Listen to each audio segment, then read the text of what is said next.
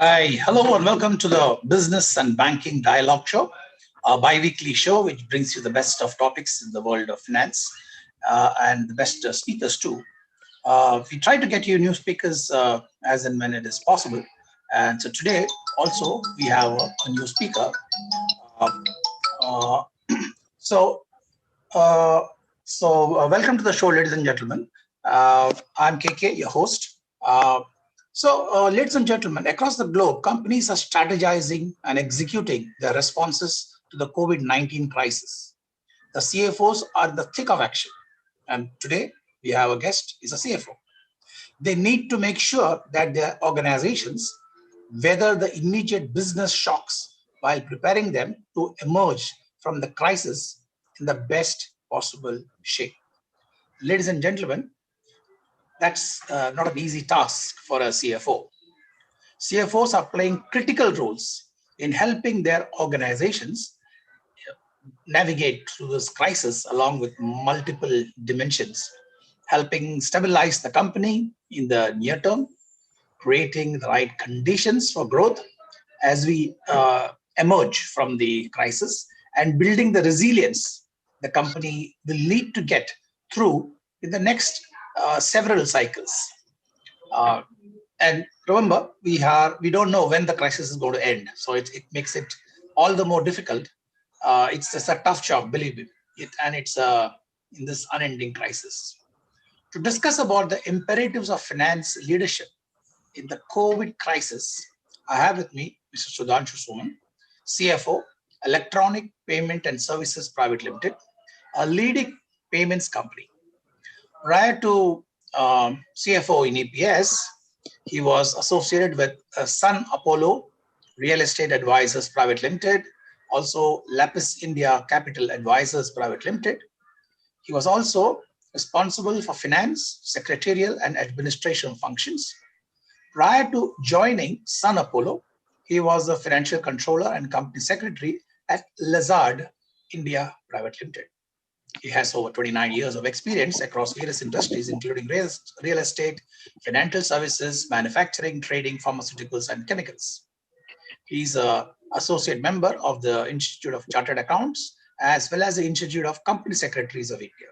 He's also received CPA certificate from Illinois, USA. So, ladies and gentlemen, please welcome Sudhanshu, who's going to be our guest today, and in discussion with him. Sudhanshu, welcome to the show. Good evening. Good evening, KK. Thank you very much for having me on the show. Absolutely. It's a pleasure to have you, sir, especially when we all know that these are tough times for CFOs and the finance teams, and to maneuver them through this crisis is something that we would like to know from you. So, Sudhanshu, the first question that I would ask you is, what is the impact of COVID-19 on the financial operations of organizations? You're already a CFO in one of them. So, like, what are the problems in the financial operations of organization? Well, most people look at these events like the pandemic and so on and so forth as threats rather than as an opportunity. And a lot of organizations turn negative, and rightfully so, because of the uncertainty involved, the timing involved, and you don't know when you're going to come out of this uncertain event or the pandemic event. And just that in the recent times, these events seem to be happening far too frequently. If we are in the financial services space, or if we are in the new businesses space, let's look at what happened over the last 20 years. You had the dot-com bubble in Y2K, those issues associated with that. Then you had the global financial crisis, and if you've been in India, you had the demonetization. Now you have the COVID-19. Just that these black swan events are happening too far and too frequently for anybody's comfort. Yeah. So that's what organizations do, but these are real opportunities as well, because there are a lot of things that businesses can do differently to stride through these difficult times and come out victorious at the end of it. Okay. So for you, these are These are definitely problems. These pandemics and these black swans, as we call it, uh, are definitely problems. But you also look at them as opportunities, and from where you can perhaps start. Do you think this is like you could use this opportunity to start from scratch certain things that which was otherwise not under your control? Yeah, look at it in terms of overall businesses per se. Who would have thought that work from home would be a common culture? We've been working from home in an efficient manner for the last 6 to 8 months, and there have been no significant challenges that we have faced in terms of work not getting done or anything of that sort. So, what is most important is the human capital that an organization has. And if that human capital is efficient, can be relied upon, you can lean on them to perform outstanding tasks, irrespective of what are the difficulties and disruptions that you're facing. Any difficulty or any pandemic situation, you can tide through that. And most industries have shown that they've been resilient enough to go through these difficult times and change the work culture to work from home. Yeah. Yeah, so that work culture brings its own dimensions, but we will not get into that. Sudhanshu, the speed at which the COVID-19 crisis is unfolding, I know now they are talking of a second wave, and some of the European countries have gone on to a second lockdown. That requires CFOs to use perhaps new tools. When you're under lockdown, so new tools for virtualization and scenario-based forecasting, etc. In addition to the traditional levers they have used to actively and reasonably, what are the likely tools you think that can be amplified to get control over the crisis? Like you said, it's more about work from home. So like you are not able to work with your team physically, like you can see each other, but you're using all sorts of tools, and you have to get your teamwork going. So what are the kind of new likely tools that are likely to come or to take control of the crisis? Yeah, we've heard of smartphones, smart offices, high-tech offices, infrastructure at offices. I think you'll be seeing smart homes very soon because of the work from home culture that is coming up. I'm sure the businesses and industry will evolve in such a manner so that you have smart homes going forward. You have everything that you would otherwise have, and you would virtually be sitting at home, physically be sitting at home, but virtually be in the office or something of that sort. So that technology will come. That's point one. But from a business perspective, what most businesses do is make sure your short term is intact and then plan for the long term. Because you don't know what the long term is going to be. Take strides, short term, plan month on month, make sure you tide through the situation, make sure you have adequate cash flows rather than looking at growth opportunities. And those growth opportunities, if you look at them, they could actually kill you short term, but make money in the long term. But the short term uncertainty is what needs to be addressed first. Okay. I missed what you say. You saying that the work from home culture is brought something else. You said somebody used. I couldn't get that. It has I brought said something you said. Yeah. smart homes. Oh, okay. All right. Okay, that's what it is. Okay, great. Uh, I mean, but are you starting to invest in EPS itself in those kind of new tools that are coming up? Yeah, so at EPS also we've invested in a lot of tools. In fact, at EPS we went into work from home culture a few weeks before the government actually introduced lockdown because we saw the writing on the wall. We planned it. The management had the foresight for that, saying that this is around the corner, so we might as well start planning for it. It was Yeah. the season of the end of the financial year, so there is always that additional pressure. But nonetheless, we took that call at EPS to go into work from home culture around second week of March. Okay. And we had our infrastructure in place up and running, thanks to the Mhm. IT team, the ops team, the FNA team as well. and the admin team for all the support that they gave us. Okay. So yeah, I mean, your team has not been working from office right from March. So how did you complete your financials for the end of March of the current financial year on time, or you had to take additional approval for delays or something? We completed it in a reasonable period of time, not completed it really in terms of timing that we had originally planned internally because of the Okay. pandemic situation, but it didn't cause significant delays. We did our planning and looked at it short term to achieve short term milestones to check the boxes with the auditors. The auditors were extremely supportive as well. So we had a lot of work that we had to do offline as well as on regular conference calls. We used to have weekly conference calls with the auditors. Then we started doing daily conference calls to address daily issues and so on and so forth.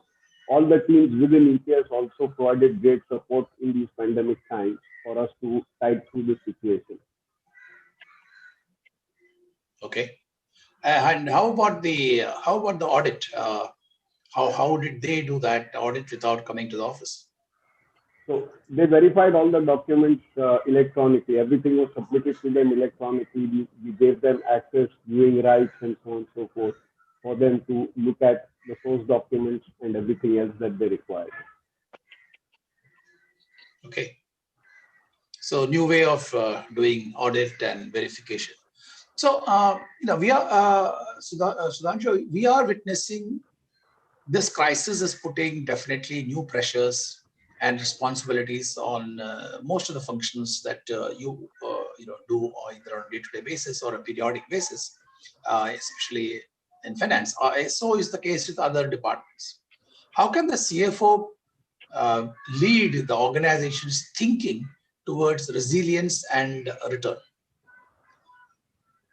In terms of resilience and return, before we come into that, I think there are a few things that most organizations need to plan for in these uncertain times, especially when you don't know how Yeah, long this pandemic is really going to be. yeah, First and foremost thing is the human capital. So the human disruption that organizations face should be minimal. The yeah, employees should be motivated enough to realize that we are in a pandemic situation. There will be certain tough calls that will be taken as a result of that. But overall, the key people, the critical staff, the critical team, the management all should stick together and achieve the common objective of the organization. That's extremely important. The culture of work from home has led to yeah, extended offices and smaller homes.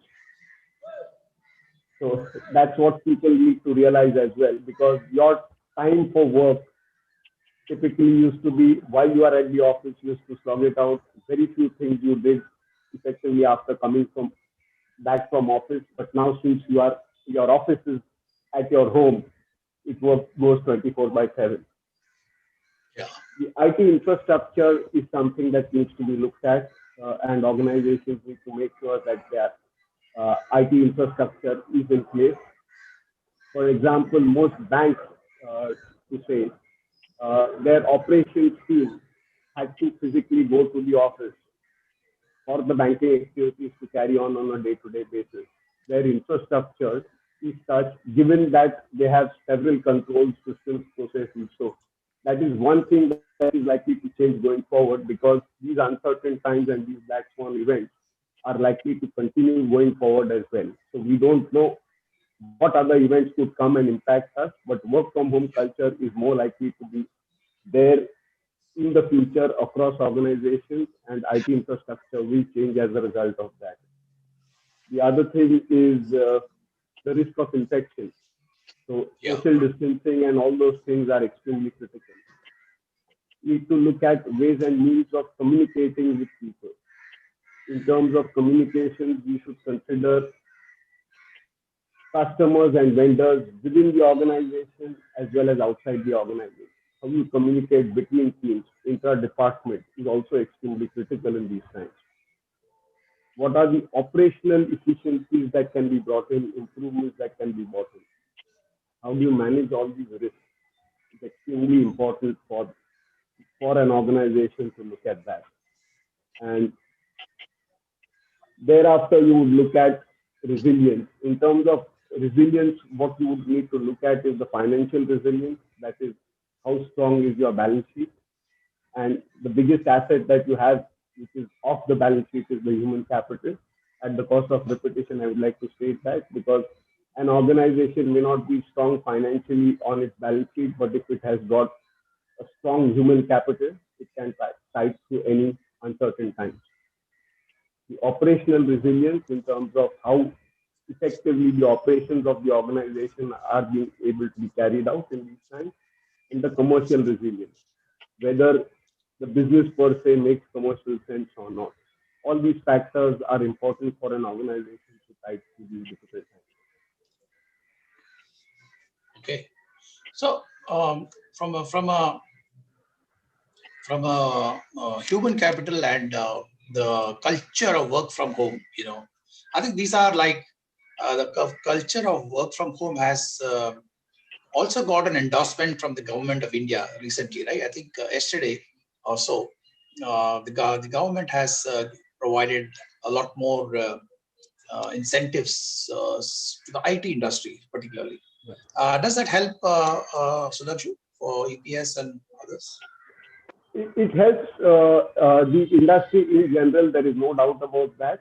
But there will be several more measures that the government will come out with, and I'm sure our government will come out with some more measures as well as we go along, because there are several things that are associated with work from home and several regulations that need to get amended and tweaked or from a compliance perspective, because organizations should not be seen as non-compliant as a result of work from home. I think the government is taking the right steps in that direction as well. Okay, that's great. So, okay. So from a resilience point of view, you talked about the health of financials, operations, and communication, right? Or sorry, commercials, right? So, how do you ensure that the balance sheet does reflect the true picture? Because there could be issues during this period of crisis. So do we kind of come up with any qualifications, or do you how do you get this to the investors? So there are several things that one needs to look at.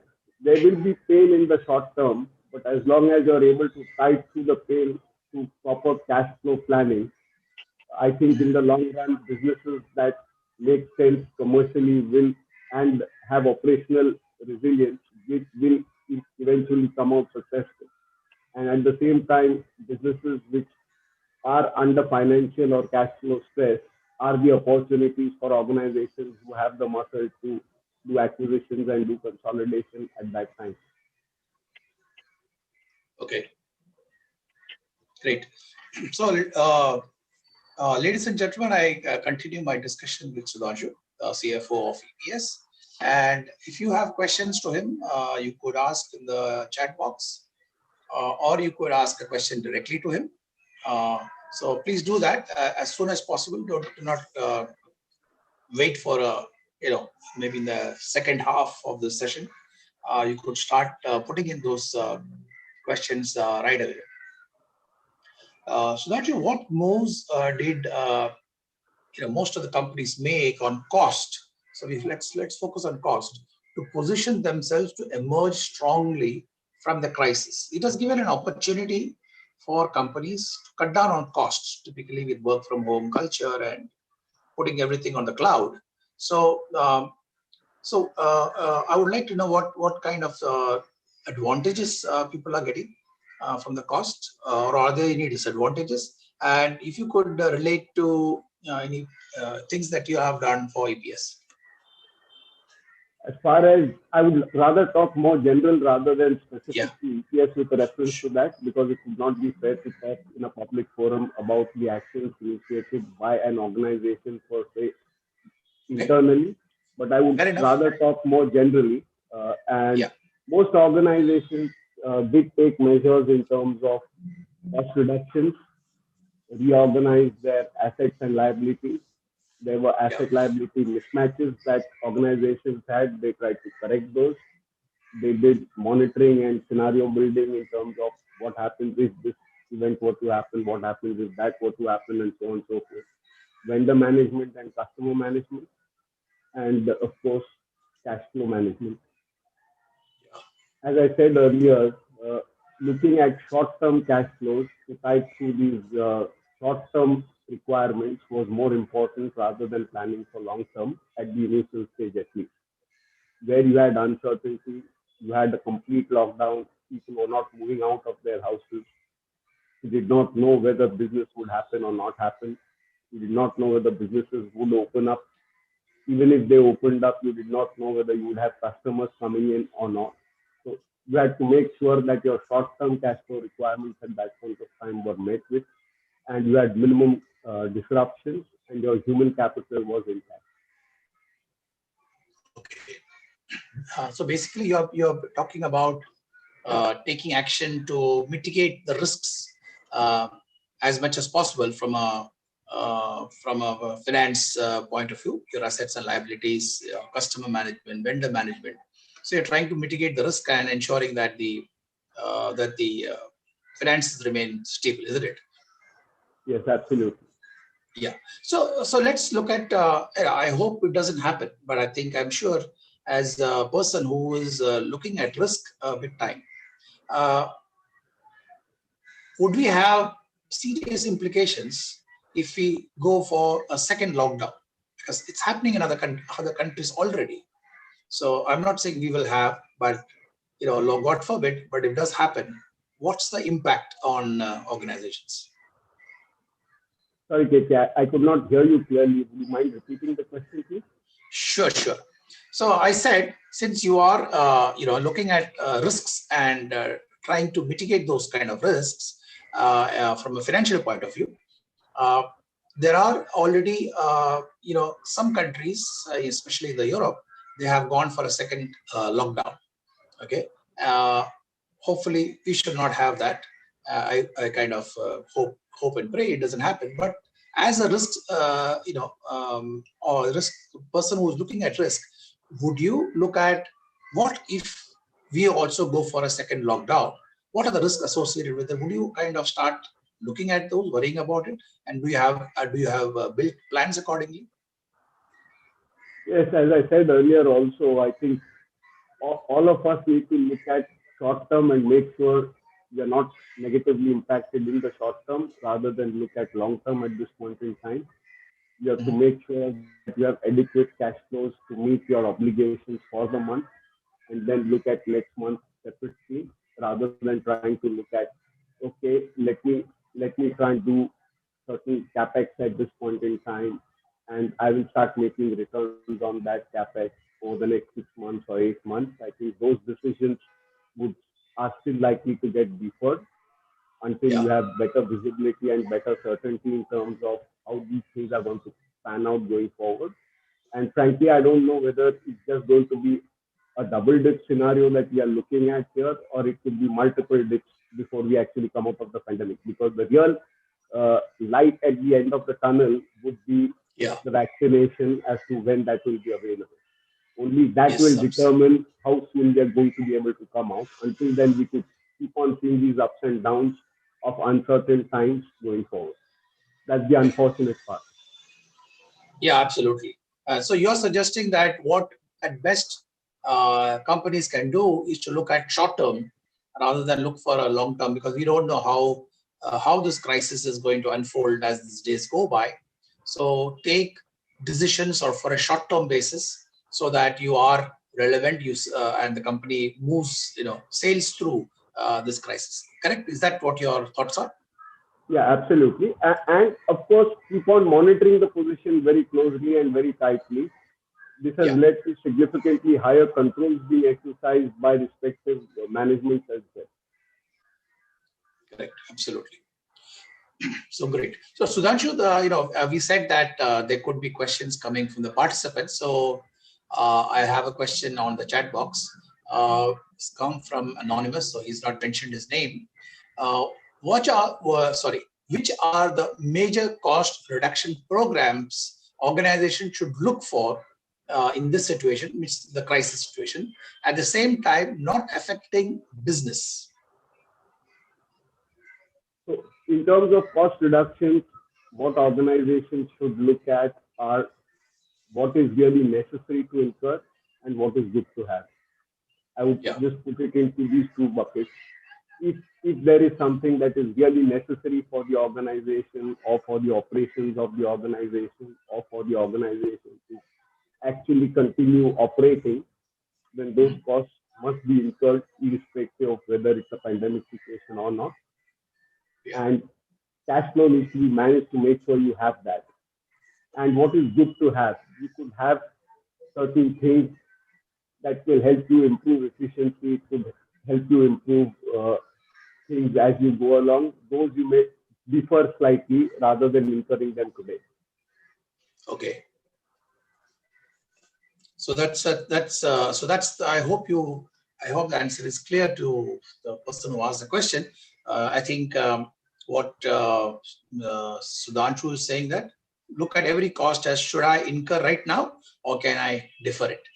So do that what is important to the organization in the short term. So that's a great strategy. Another question that comes is, what specific operational efficiencies have you undertaken to deal with this pandemic? And do you think it was entirely controllable by you and your organization? These are uncertain times. It's Yes. difficult to control anything in these uncertain times because even the government is not able to control anything. The government is not able to say when they will implement a lockdown, when they will come out of the lockdown, and so on and so forth. In terms of Yes. operational efficiencies, we have to just make sure, as far as our organization is concerned, make sure that we had the right tools in place for us to work from home, whatever tools that were required for the team members to work from home instead of physically coming to the office. We made sure that was made available to them at topmost priority and urgency. And that is what I meant by saying that it was a cost necessary to be incurred. So we had to incur that cost upfront. Okay. Yeah. Thank you. So two good questions and equally excellent answers, Sudhanshu. Thank you. Sudhanshu, let's look at M&As, mergers and acquisitions. Can mergers and acquisition be an important lever in positioning the company strongly for the post-crisis period? And what are some of the lessons that finance controllers should be applying now? So as I said, people should look at these pandemics as opportunities also. So these Yeah. mergers and acquisitions are important at when times are good, when times are bad as well. Because it will Yeah. lead to consolidation, it will lead to improving efficiency, it will lead to businesses not going bust and being acquired before they go bust rather than allowing them to go bust, and will help generate uh, uh, employment and labor opportunities in general. And this is extremely important from the human capital perspective as well. Okay. So so you're suggesting that it's an opportunity for companies to look at that as a aspect where you can perhaps acquire a company at a much better price. Is that what you're coming to? Yeah, Is it only the prices are price that prices matters? yeah, price is all the perception of basically what is the valuation that you value the company at. And you Okay. may value the company at 100, you may value the company at 50. Whether that 100 or 50 is right or wrong has to be looked at from the eyes of the buyer and the eyes of the seller. It's not necessary that those two will see eye to eye, and therefore those opportunities may not happen at that point of time because the seller may feel that he should have 100, the buyer may feel 50 is appropriate. Yeah. So therefore, it's difficult to say whether it will happen or not happen, but consolidation is definitely something that is on the cards during pandemic because Okay. businesses will feel strain, businesses will feel pressures, and that could result in M&A activity happening. Yeah. So I have a query on that. Is that it's yeah, definitely acquisitions and mergers at this point of time. If it's meeting the company's line of business and it's complementing it, excellent, and to go for it. But generally, if you look at the pre-COVID crisis, uh, it becomes that much more easier because you are seeing the other people across the teams, and you can meet them, understand them, etc. But here you have to take a decision to, if you want to acquire. I mean, you can acquire. One is based on the balance sheet P&L. Okay, that's one way of looking at it. But the other aspect of actually meeting the teams, understanding from them their customers, their behaviors, their habits, that's like missing because the teams are just not there. They are all at home. So how do you overcome that kind of a challenge? So those meetings will also have to be virtual. Like you would not have had this conference had we been working at the office, and you would not have had these business development sessions that we've been having Yeah, for the last 6 months or so at EPS. So things yeah, will evolve. There will be ways and means. There will be solutions that will be there. All is not basically a doomsday scenario. There is light yeah. at the end of the tunnel. We need to have the right Obviously. path to it. Yeah. So we will talk about the light at the end of the tunnel.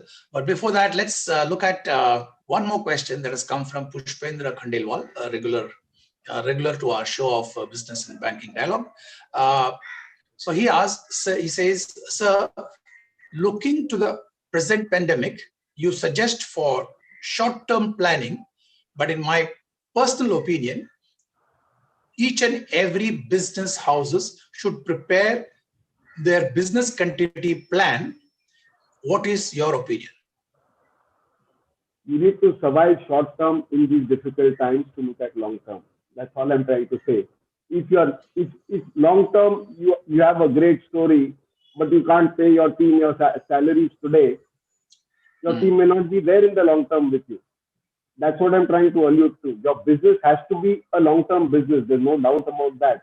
But if you don't have the liquidity, you don't have the cash flow, you don't have the wherewith, you don't have the assets to meet the obligations that you have today, as liabilities that you have today, and you're not addressing those short term issues, it's going to be difficult to come out of these pandemic times because everything shrinks during pandemic. true. And I think I may would like to add that, and if you can correct me if I'm wrong, Sudhanshu, that yeah, your business continuity plan is extremely important, but doesn't mean that business continuity plan can always be for a long term. You can whatever you're doing for short term, you can also build in that that plan of how do I continue to have this business continuity, because the cycle of this crisis is not ending. We don't know how long or how short it is going to be, so we can always do in the short term also a business, keep building the business continuity plan. Your thoughts, Sudhanshu, on that? Yeah, BCP is important. There's no doubt about that. I'm not demeaning it or anything of that sort. BCP is Yes, important, but you need to look at it from a short-term perspective. You need to take smaller steps rather than longer steps at this point in time, yes, and keep on monitoring the position in the short run more regularly than you would have otherwise done it. yeah, absolutely, yeah. So I hope, Pushpendra, your question has been answered. Thank you for as excellent question. Let's look at the era of the, as you said, the light at the end of the tunnel. So looking toward a time when business and life is perhaps, I want to put the word perhaps would get to normal. What role do you see CFOs playing in preparing their organizations for that event? Yeah, it's a bit uncertain at this point in time, and no one can say with certainty what's going to happen really. Yeah, But one has to be prepared to come out of this, and one must look at opportunities at the same time as you look at short term. You also need to look at opportunities as to how you are able to come out of this situation. Make sure your human capital is intact. Make sure your business model is intact. Make sure your operational resilience is there. And once these things are under control, I think it's just a matter of time when you'll come out of this. And the first driver for that will be in terms of the vaccination being available to the masses at large. Yeah. So do you feel that CFOs have to start thinking of maybe team starts thinking, okay, when life gets normal, what do we do? Is that some kind of strategies they should start putting through right now?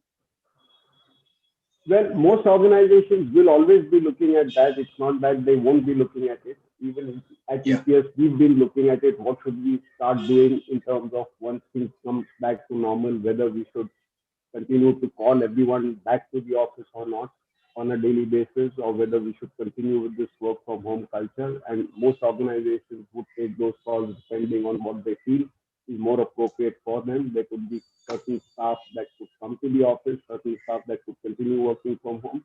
But unlike the past or pre-year 2000, where even when you had a work from home opportunity available within organizations, very few people really exercise that. I think going forward, it will be more and more people wanting to exercise the opportunity of working from home and continuing to do that even post-pandemic. Yeah. So another question has come, and during normal times, you have set the targets, you have set the goals, and every quarter we do track it down and see where we are deviating, and you take necessary action, which are like set things, in any organization. But here is a case where in the short term, targets may not be able to be met because the team also has problems. They are not unable to go, they're even unable to move. So many issues that come up.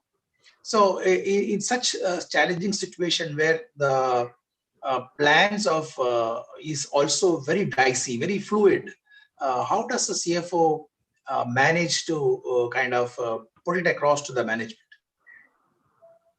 Well, these are uncertain times, and everyone knows there is uncertainty. No one can say with certainty what is going to happen in the future. Planning, looking at controls, looking at systems in the short term is going to help you tide through these. Building sufficient contingencies, building sufficient cushions, building sufficient buffers as far as the organization is concerned. That is what basically most organizations have been doing. Okay.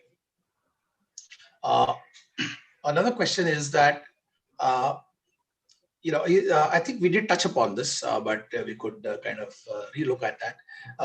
Is there also an opportunity to zero base the organization?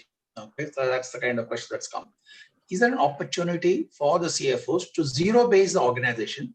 The outperformers during the last crisis took the opportunity to do a clean sheet rethink of how they conduct business, their cost structures, and their organizations. Do you see that as an opportunity in this crisis? Yes, that's always an opportunity, not just in this crisis. Zero base is always a good thing to look at any point in time, not just in this crisis time. Okay. Which basically means that, okay, irrespective of what you've been doing in the past, let's look at it with a clean slate and see whether this is the way you would want to do it in the future or not. And that should happen irrespective of whether you're in a pandemic situation or not. Okay. So the question also is that how can finance teams help the overall organization embed some of this type of instantaneous monitoring that you are doing it? I mean, that is something that is ingrained with the finance, to keep monitoring it, to keep planning, analysis, etc. is something that, the entire finance team keeps doing that. So how can the finance team help the other organizations during this crisis?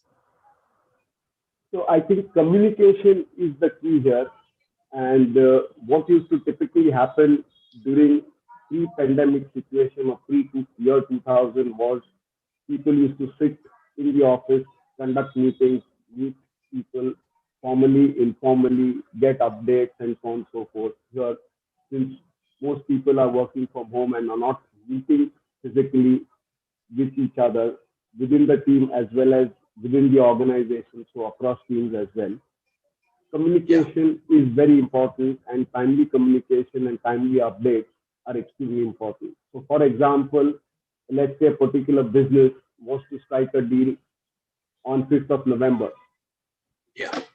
Whether they struck the deal or not, if it is not told within the organization on 5th and someone realizes it on 10th that, oh, this was a deal that was to be struck on 5th, what happened to it, whether it went through or didn't go through.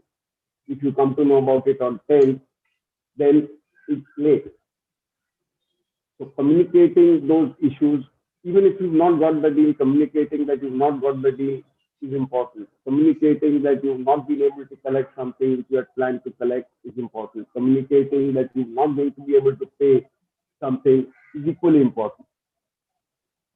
Absolutely. I think that's a great message, Sudhanshu, you are giving, because I think to the audience who are listening to this, I think he's getting a great message that in this crisis, everybody is struggling, and even finance is struggling to get things going, right? And so they are looking at some numbers that will come, and or something to happen from from whatever the sales is doing, or the merger and acquisition is doing. But if it is not happening, I think what he wants is the regular communication to happen to finance, so that they are prepared for it. Otherwise, it's it can't be a sudden drop suddenly saying that I can't achieve this. That cannot happen. I think that's the message that he is giving, and I think that's absolutely important. So communication is something I think Sudhanshu is driving. Uh, so I think that's great, Sudhanshu. As we have seen, technology and connectivity. We talked about work from home, right? So that's very important now, because that's a way. So the technology and connectivity have played huge roles in helping most companies weather this pandemic crisis. That's had this technology and connectivity not been there, I think we would have been in deep trouble. So that has really helped to work from remotely. How can finance capture these opportunities to present their function and broaden the possibilities of organizations? So it doesn't just apply to finance. I think it applies to the organization as a whole, to improve Yeah. efficiencies, to look at the way you're doing things and how things can be done differently, and make them more efficient for the organization, for the finance function, for the operations function, for the administrative function, for the HR function, for the management as a whole. How does the management also effectively communicate? How does the management effectively deal with situations going forward during this pandemic time? It's thrown open everything anew for people to look at and say, okay, irrespective of what I was doing in the past or how I was doing it in the past, this is a better way of doing it, and these things will continue to evolve as technology also develops. Today we Yeah. are seeing each other just on our phones or laptops, but the technology is in place where we would actually be virtually sitting at our respective homes, but get the feel as if we are sitting across the table. Yeah, absolutely. Yeah. And I think we had an auditor who also talked about the virtual audit, and I thought it was amazing how people are going to conduct. The future of audit is going to be through maybe from wherever they are. So that's a great thing to happen. Just to give you another So example on that, yes, most organizations would ask for original documents for yes, doing anything. yeah, I think most organizations have relaxed those norms and said, okay, fine, if they're received electronically, it is fine. We've seen our vendors do that with us, and we've accepted that from our vendors. Our customers have accepted it from us, and businesses yes. have evolved as we go along. And there will be more evolutions that will come through. And I think technology will be the key driver for things going forward, because we don't know what the new normal is going to be. Yeah, absolutely. I think technology is definitely playing. I myself experienced it. I mean, we wanted to make a remittance abroad, and you don't have to go to the branch. They say don't come to the branch. Here is the app. Just go step by step, and that's it. And we will do the remittance, which is like Yeah. unthinkable in the old times, right? So that's how this crisis has given us opportunities. There is a query on M&A. We did talk about M&A, but let's see what's this question all about. So M&A can be an important lever in positioning the company strongly for post-crisis period. What are some of the lessons that CFO should be applying now? We did talk about it, but you could just touch upon it once again. Yeah. As far as M&A is concerned, I don't think you can say that these are pandemic time things that you need to apply for an M&A activity, and these are normal type levers that you need to apply. And M&A is an M&A if it makes business sense for both entities to look at doing a consolidation, merger, acquisition, whatever it is, irrespective of the time. If the business makes sense, if the combination makes sense, it should be done. Otherwise, there's no point in doing it because you're in a pandemic or not in a pandemic. Okay. Another query has come through YouTube. As a CFO, would you only concentrate on finance to survive? Or do you think that it's important to look at business in a more attentive way? No one single function can help an organization survive. At the management level, you have to look at everything across all functions, all departments for the organization to survive. Yeah, that's true. So no, I think what he means to say is, do you help other businesses? Would you want to sit with the heads of department of other businesses and say, hey, can I help you? How is it going, and where do we go? What do we plan, etc.? Do you talk to them and take their inputs? Yes, those things were happening in the past. Pre-pandemic will happen now, and as I said, communication has to improve as a result of being in a pandemic situation. And unless that communication level improves, you look at your internal customers, vendors with the same level of importance as your external customers and vendors, things will pan out well. Yeah, sure. Sudhanshu, one area I wanted to touch upon was the messaging that you give to investors and analysts, which on a normal time, is fine. So, but these are difficult times.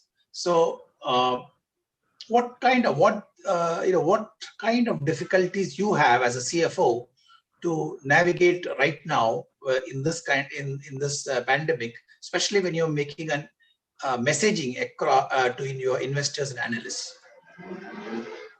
So it's not that investors or analysts or anyone else or any third party, whether it's a shareholder or otherwise, doesn't know what is happening today. Everyone knows what is happening today. And everyone looks at it in terms of how efficient are you going to be in terms of managing the current situation? Are you going to be able to tide through the situation? That is the first and most important thing that you look at, that an investor would look at, that an analyst would look at, and then say, okay, now in addition to this, what is the growth? What are the other opportunities? What are the M&A activities? What are the expansions that one can look at? Okay.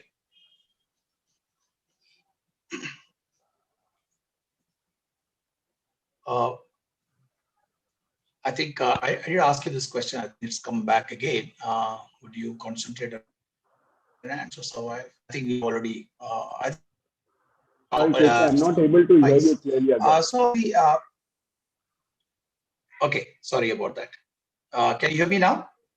Yeah, it's better now. Anshu, can you hear me now? Okay. Yes, I can hear you. So, maybe one of the last. So the last questions that I'm. Lastly, the finance firm at this point of time. Suppose you have your team and or external people who are in this audience who are finance guys.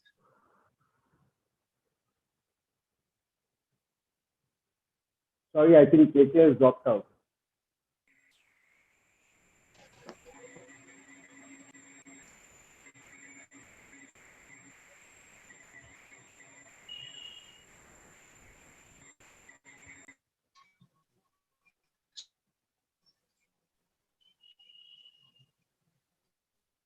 Sudhanshu? Yeah, KK. Sorry, I was not able to hear you. Yeah, I think we lost connection. So the question was that from if you were to talk to the finance folks, which I'm sure you're doing it, what are the things you would say that you should not do at this point of time in this crisis? I wouldn't say what are the things that you should not do. I would rather say these are the things that you should do is continue to work in an efficient manner. Yeah, that is true. Yeah. So would you say that would you say that no, we need to meet, come to the office, let's chat? No. I wouldn't say that. No. Okay, great.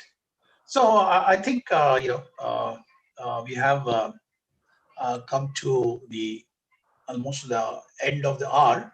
Um, so there is another question that has come up is, how do you bring about liquidity into the business when there is this currently there is shortage, from a cash flow. Everybody has a cash flow problem, you know that, right? Uh, MSMEs are closing down or have the close, they are trying to survive. So let's discuss about the liquidity in the business. How do you ensure that there is liquidity in the business, or at least try to plan for that? Yeah, as I said earlier, most CFOs and most organizations per se looked at their asset liability mismatches very critically during these pandemic times. And when I say asset liability mismatches is what are you going to generate from your assets in terms of cash flow and what are your obligations against the liabilities in terms of cash flow. So is there something that you would rather generate now by doing, let's say, for example, a bill discounting and generate that cash flow now? Do you have some Yeah, investment that you have somewhere which you would rather liquidate now and get that cash flow upfront? yeah, Whether you would want to commit additional capital towards capex at this point in time or defer it in terms of your liabilities, whether you would want to ask for extension of times, whether you would want additional credit, whether you would pay interest costs for the deferment of the cash flows. It's all a combination of all these factors that you would take into consideration, whether you seek moratoriums on your loans, because the Reserve Bank of India also announced moratorium for loan repayments and installments along with interest. So it's a combination of all these things. And of course, you have to keep a contingency in place and build a buffer for the unforeseen. yeah, that's true. But I think Dusar, that question is very good, because this is where I think finance plays a big role, right? Because uh, your cash flows are going to be affected, because either the companies are just not working or they are gone bust. So it's a big problem, isn't it, Sudhanshu, that to get action to keep your lights on. Yeah, sorry, KK. Again, your voice just dropped off. I was not able to hear you clearly. Yeah. No, I was observing that because your debtors are not paying, because either the companies are just not working, or they are struggling to survive, or they're closed down, or they're just not there. So the management of cash flow must be a real problem for you, right? From that question that came about. Yes, absolutely. And just going back to the analogy that I gave you regarding short term, what Yeah, we effectively at EPS started doing is looking at our cash flows on a daily basis. Earlier, we were not so rigid in terms of looking at our cash flows on a daily basis. Between the FNA team used to coordinate and say, okay, these yes, are the collections that are happening today. These are the collections that have happened today. These are the obligations that you have to pay your vendors today, and look at it and monitor it and then yeah, decide whether to do it or not do it and so on and so forth. So we were really looking very, very short term. yeah. Okay, great. Uh, so Sudhanshu, before we let you go, could you tell the audience your top three? That's randomly picked, and I think you may have also covered it. The top three things that that every CFO should do during this crisis? I would say first is manage your human capital. Second is manage your cash flows and look at opportunities in these difficult times. Look at opportunities where? Opportunities for growth. For growth. Okay. Yeah. Super.